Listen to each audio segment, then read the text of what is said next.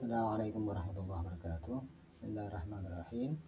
Alhamdulillahirabbil alamin. Wassalatu wassalamu ala habibina wa rasulina Muhammadin wa ala alihi wa ashabihi ajmain amma ba'd. Para mahasiswa yang saya banggakan, kali ini kita akan membahas tentang masalah mantuk dan mafhum. Kita mulai dari pengertian. Jadi secara bahasa, mantuk berasal dari kata natoko yantiqu, yang artinya berbicara atau mengucapkan. Kemudian ada isim maf'ulnya adalah mantuk. Mantuk artinya yang dibicarakan atau yang diucapkan. Itu secara bahasa. Sedangkan secara istilah, mantuk menurut ulama usul fikih adalah suatu makna yang ditunjuk langsung oleh lafal yang diucapkan oleh pengucapnya. Artinya mantuk adalah makna yang ditunjuk oleh apa yang diucapkan oleh pengucapnya. Ada yang lebih mengatakan dengan makna yang tersurat. Makna yang tersurat, apa yang terucap, itulah mantuk. Artinya mantuk adalah suatu makna yang ditunjukkan oleh suatu lafal menurut ucapan atau makna tersurat, yakni menunjukkan makna yang berdasarkan materi huruf-huruf yang diucapkan. Untuk mempermudahnya, misalnya ada ayat surat Al-Isra ayat 23, fala taqul lahuma uffi wala tanharhuma. Artinya, janganlah sekali-kali kamu mengatakan kepada kedua orang tua perkataan atau cis atau hush, dan janganlah kamu membentak mereka berdua. Yang dikatakan dengan makna mantuk itu adalah kata-kata ufin, kata-kata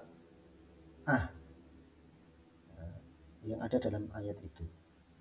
Jadi ayat itu mengatakan tentang haramnya mengatakan Jadi mengatakan kepada orang tua, mengatakan hush kepada orang tua, dan membentak orang tua, itu kan sesuatu yang terucap dalam ayat itu. Sesuatu yang terucap dalam ayat itu namanya mantuk. Mantuk, karena itu tadi keharaman atau larangan itu langsung tertulis dan ditunjukkan dalam ayat itu. Itu namanya mantuk. Macam-macam mantuk. Yang pertama, ada lafal mantuk yang tidak memiliki kemungkinan lebih dari satu arti. Ya, lafal yang tidak memiliki kemungkinan lebih dari satu arti, yang dalam bahasa lain dinamakan dengan nas. Yaitu lafal yang bentuknya sendiri telah dapat menunjukkan makna yang dimaksud secara tegas atau secara sharih, tidak mengandung kemungkinan yang lain. Tidak ada kemungkinan lebih dari satu arti. Misalnya firman Allah dalam Al-Baqarah ayat 198, fasiyamu thalathati ayyamin fil haji wa sab'atin idza raja'tum tilka asyaratun kamilah. Ini pernah saya sampaikan di pertemuan sebelumnya. Maka wajib berpuasa 3 hari dalam masa haji dan 7 hari lagi apabila kamu telah kembali. Dan itulah 10 hari yang sempurna. Tilka asyaratun kamilah. 3 dengan 7 itu adalah 10. Kata-kata itu adalah 10 hari yang sempurna. Itu tidak bisa dimaknai yang lain, karena 3 tambah 7 10. Itu tidak punya makna selain ya 10 itu, 10 yang sempurna. Artinya kewajibannya berpuasa adalah 10 hari. 3 hari pada saat haji dan 7 hari saat pulang. Itu tidak bisa dimaknai yang lain. Itu namanya lafal yang mantuk, yang nas, tidak punya kemungkinan lebih dari satu arti. Kedua, ada mantuk yang memiliki kemungkinan lebih dari satu arti. Ini ada 2. Yang pertama ada yang namanya zahir. Zahir merupakan lafal yang diberi pemahaman dengan arti yang lebih diunggulkan. Artinya zahir adalah lafal yang menunjukkan sesuatu makna yang segera dipahami ketika diucapkan, tetapi disertai kemungkinan makna lain yang lemah. Artinya ada satu kata yang jelas, tetapi memiliki kemungkinan lebih dari satu makna. Nah, yang dipilih untuk memaknai ini adalah makna yang lebih unggul, makna yang lebih kuat. Ya. Jadi bedanya dengan nas, kalau nas itu kan hanya punya satu arti. Kalau yang zahir itu maknanya bisa dua, tetapi yang dipilih adalah makna yang lebih kuat. Nah, itu namanya zahir. Misalnya ini, ada firman Allah, wala taqrabuhunna hatta yadhurun. Jadi salah satu larangan suami saat istrinya sedang haid, dikatakan dalam ayat itu, dan janganlah kamu para suami mendekati mereka, mendekati para istri sebelum mereka suci. Ya. Kata-kata yadhurna hatta yadhurun, ya. Sehingga para istri itu suci, ini punya dua makna. Satu, maknanya suci adalah suci dengan terhentinya haid. Yang kedua, bermakna suci dengan mandi janabah dan wudhu. Artinya berhentinya haid itu juga bermakna suci, walaupun dia belum mandi janabah. Tetapi ada makna yang lain, bahwa yang dimaksud dengan suci itu adalah setelah mandi janabah. Ya. Dari kedua arti tersebut, kemungkinan arti yang kedua lebih jelas dan lebih umum digunakan. Ya. Jadi kata yadhurun itu punya makna, satu, terhentinya haid, dua, mandi janabah. Nah, ini dua makna ini yang dipilih, yang dianggap kuat, yang diunggulkan adalah makna yang kedua, suci dengan mandi janabah. Nah, memaknai yadhurun dengan suci dari mandi janabah, inilah makna zahir. Makna zahir. Memilih satu makna yang lebih kuat, memilih makna yang lebih diunggulkan atau yang rajih, dan tidak memakai makna yang marjuh atau yang tidak diunggulkan atau yang lemah. Yang kedua, ini kebalikan dari zahir, ada namanya mu'awwal. Mu'awwal, lafal yang diberi pemahaman dengan arti yang tidak diunggulkan. Jadi kebalikan dari zahir. Mengapa? Karena terdapat indikasi ketidakmungkinan diberi pemahaman dengan arti yang kuat atau yang rajih atau yang diunggulkan. Ya. Mu'awwal ialah lafal yang diartikan dengan makna yang marjuh, makna yang lemah, karena ada suatu dalil yang menghalangi dimaksudkannya makna yang rajih atau makna yang unggul atau makna yang kuat. Jadi contohnya ini, wahfiz lahuma janahadzulli minar rahmati. Ini saya kasih garis bawah, janahadzulli. Wahfiz lahuma, dan rendahkanlah dirimu kepada keduanya, janahadzulli. Janah itu artinya adalah sayap, ya, sayap. Nah, ini artinya, dan rendahkanlah dirimu terhadap mereka berdua dengan penuh kasih sayang. Nah, sebenarnya maknanya secara letter-let, janahadzulli, janah itu artinya sayap. Tetapi tidak mungkin memberi pemahaman kata janahadzulli pada ayat itu dengan pengertian sayap. Jadi ada makna hakiki, ada makna majazinya, atau makna yang kuat, ada makna yang lemah. Makna kuatnya ini janah itu artinya sayap, tetapi kalau diartikan sayap justru tidak tepat. Maka kemudian diartikan dengan makna yang lain, yang artinya adalah ya berlaku baiklah kepada kedua orang tua, kasih sayanglah, andap asor, ya. Nah, itu janahadzulli. itu makna lain dari janahal dzulli. Sebenarnya makna ini makna yang lemah, tetapi dalam hal ini lebih dipilih karena lebih tepat. Nah, memilih makna yang marjuh, makna yang lemah dibanding makna yang kuat, itu namanya mu'awwal. Tapi itu sebenarnya mantuk, terucapkan di sini, tertulis di sini dengan jelas. Ya, maka ini bagian dari mantuk. Kemudian yang kedua tentang mafhum. Mafhum secara bahasa dari kata fahima yafhamu, artinya faham. Mafhum merupakan isim maf'ul yang berarti difahami.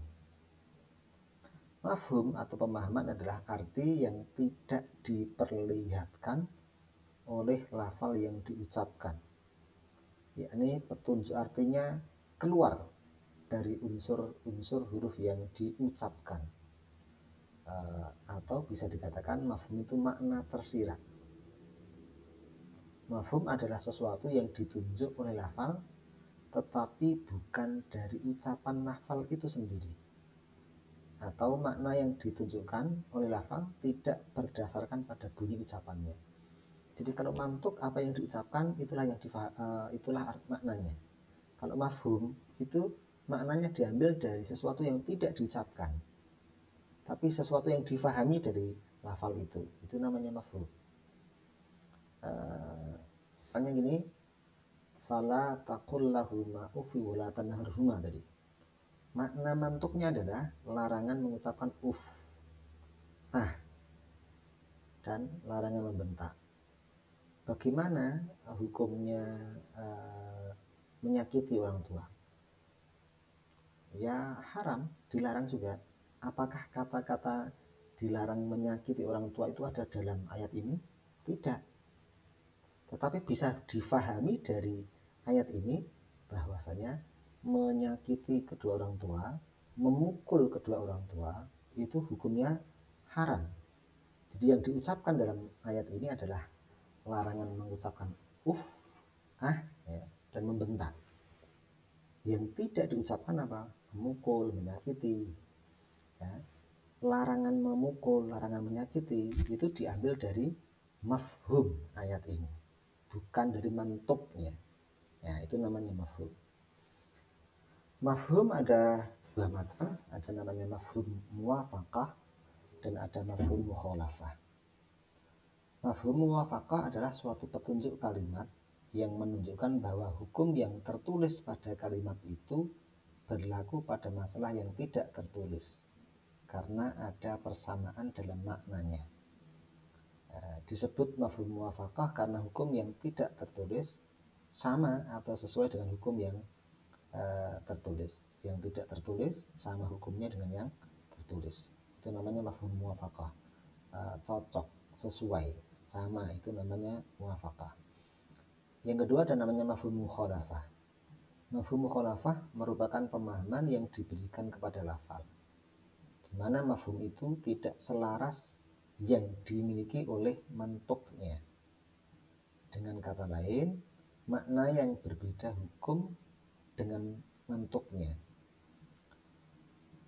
Kalau muwafaqah itu sesuai, kalau mukhalafah itu kebalikannya. Artinya mafhum mukhalafah adalah pengertian yang dipahami berbeda dengan yang diucapkan, baik dari sisi isbat, yang betul isbat, menetapkan maupun nafi atau meniadakan. Artinya hal yang dipahami selalu kebalikan daripada bunyi lafal yang diucapkan. Jadi kalau muwafaqah itu sesuai, kalau mukhalafah kebalikannya. Ya, seperti ini kira-kira. Oke. Mafhum muwafaqah ada dua pembagian. Satu ada namanya fahwal khitab dan kedua ada namanya lahnal khitab. Fahwul khitab, lahnul khitab, atau fahwal khitab dan lahnal khitab. Apa itu fahwal khitab? Apabila yang dipahamkan, dipahami lebih kuat, lebih utama hukumnya daripada yang diucapkan. Kalau lahnal khitab, apabila yang tidak diucapkan sama dengan yang diucapkan, sama hukumnya, setara. fahwal khitab lebih. Misalnya gini, fahwal khitab itu tadi ya, wala taqul lahuma uffi wala tanharhuma. Yang dilarang dalam ayat itu kan mengatakan dan membentak. Bagaimana memukul? Bagaimana menyiksa orang tua? Ya haram. Diambil dari mana? Dari mafhumnya. Mafhum yang diambil ini lebih kuat atau lebih tinggi kedudukannya, keharamannya dibanding apa yang tertulis. Yang tertulis larangan mengucapkan dan membentak. Mafhum mukhalafah yang fahwal khitab, larangan memukul orang tua, larangan menyakiti orang tua, larangan menyiksa orang tua, larangan membunuh orang tua, itu namanya fahwal khitab. Jadi mafhumnya lebih tinggi daripada mantuknya. Mantuknya tadi hanya mengatakan ufin. Tetapi ini difahami bahwasanya memukul, menyakiti itu juga diharamkan. Itu namanya fahwal khitab. Meludahi orang tua misalnya. Kalau lahnan khitab itu antara mafhum dengan mantuknya sama. Pemahaman yang diberikan kepada lafal mafhum itu sama tingkatannya dengan yang dimiliki oleh lafal mantuknya. Misalnya ada ayat innal ladzina ya'kuluna amwalal yatama zulma innama ya'kuluna fi butunihim nar. Sesungguhnya orang-orang yang memakan harta anak yatim secara zalim itu sama dengan memakan api di dalam perutnya. Artinya apa? Hukumnya haram memakan harta anak yatim secara zalim. Mafhumnya apa? Mafhumnya yang tidak tertulis di dalam ayat ini bukan hanya memakan, tapi melenyapkan, membuang, membakar. Hukum antara memakan, melenyapkan, membuang, membakar itu sama. Maka ini dinamakan lahnul khitab atau lahnal khitab, karena antara yang ditulis dalam ayat memakan dengan yang difahami dari ayat ini, mafhumnya yaitu melenyapkan, membuang, membakar, itu statusnya sama, setara. Jadi kalau yang tadi fahwal khitab itu di atasnya, kalau yang ini setara. Itu maknanya sama-sama menghabiskan harta anak yatim itu diharamkan. Itu namanya lahnul khitab. Oke, tadi sudah saya sampaikan bahwasanya ada mafhum muwafaqah, ada mafhum mukhalafah. Mafhum mukhalafah itu pengertian yang dipahami berbeda atau kebalikan dari yang diucapkan, baik dari sisi isbat ataupun nafi. Misalnya gini, ada ayat Al-Quran surat Al-Jumu'ah ayat 9, idza nudiya lis-sholati min yaumil jumu'ati fas'au ila dzikrillahi wa dzarul bai'. Apabila kamu dipanggil untuk mengerjakan sholat pada hari Jumat, maka bersegeralah kamu mengerjakan dan tinggalkan jual beli. Ini kan yang terucap dalam ayat ini adalah kalau pas dipanggil untuk sholat Jumat, bersegeralah mengingat Allah, sholat, dan tinggalkan jual beli. Apa yang difahami dari ayat ini dengan pemahaman mukhalafah yang sebaliknya? Berarti kalau jual beli sebelum azan dan sesudah sholat Jumat berarti boleh. Ini kan apa? Larangannya adalah larangan jual beli ketika ditunaikan sholat Jumat. Hukum sebaliknya apa? Sebaliknya berarti difahami dari ayat ini, kalau jual belinya sebelum sholat Jumat dan sesudah sholat Jumat berarti tidak dilarang. Itu namanya fahmu mukhalafah. Jadi pemahaman yang kebalikan dari apa yang tertulis atau yang diucapkan. Ini macam-macamnya ada banyak. Di antaranya ini ada mafhum wal wasf, wasfi, ada mafhum ghaya, ada mafhum illat, ada mafhum laqab, ada mafhum hasr, ada mafhum syarat, ada mafhum adat. Terus di sini ada beberapa, kita bahas selanjutnya di sesi tanya jawab dan diskusi. Itu semoga saja bisa difahami, memberikan manfaat. Billahi taufiq wal hidayah. Wassalamualaikum warahmatullahi wabarakatuh.